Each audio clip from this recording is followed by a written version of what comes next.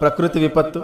నీ మతం, నీ దేవుడు, నీ అధికారం, నీ గర్వం, నీ డబ్బు, నీ హోదా, నీ అహంకారం, నీ ఇల్లు కట్టుకునేటప్పుడు నువ్వు చూసే వాస్తు ముహూర్త బలం ఏది ఏది ఏది ఇక్కడ పనికి రాలేదు. గుళ్ళు, గోపురాలు, మసీదులు, చర్చిలు దేనికి మినహాయింపు లేదు. రాజు బంటు అనే తేడా లేదు. ప్రకృతి ముందు అంతా సమానమే అన్న విషయం గుర్తుపెట్టుకో. వాస్తవానికి ఒక పేదవాడు ఇల్లు కూలితే మహా అయితే చిన్న చిన్న గాయాలు మాత్రమే. అదే ధనవంతుడు ఇల్లు కూలితే కనీసం శవం కూడా దొరకదు. ఇది గుర్తుపెట్టుకో. గట్టిగా బతికితే మహా అయితే 100 ఏళ్ళు, అందులో రాత్రి రూపంలో 50 ఏళ్ళు పోతుంది. మిగిలిన 50 ఏళ్లలో ఏమీ తెలియని పసితనం అంటే బాల్యంలో 10 ఏళ్ళు గడిచిపోతుంది. మిగిలిన 40 ఏళ్లలో చిట్ట చివరి వృద్ధాప్యంలో దినదిన గండంగా 5 ఏళ్ళు గడిచిపోతుంది. ఇంకా నీ కోసం మిగిలింది కేవలం 35 ఏళ్ళు మాత్రమే. ఈ 35 ఏళ్లలోనే నీ చదువు, నీ సంపాదన, నీ కుటుంబ బాధ్యత, బంధాలు, బంధుత్వాలు అన్నీ చూసుకోవాలి. కాబట్టి జీవితం చాలా చిన్నది. ఇది తెలియక కులాలు, మతాలు, పార్టీలు అనే పగలు ప్రతీకారాలతో రగిలిపోతున్నారు. ఇది వద్దు.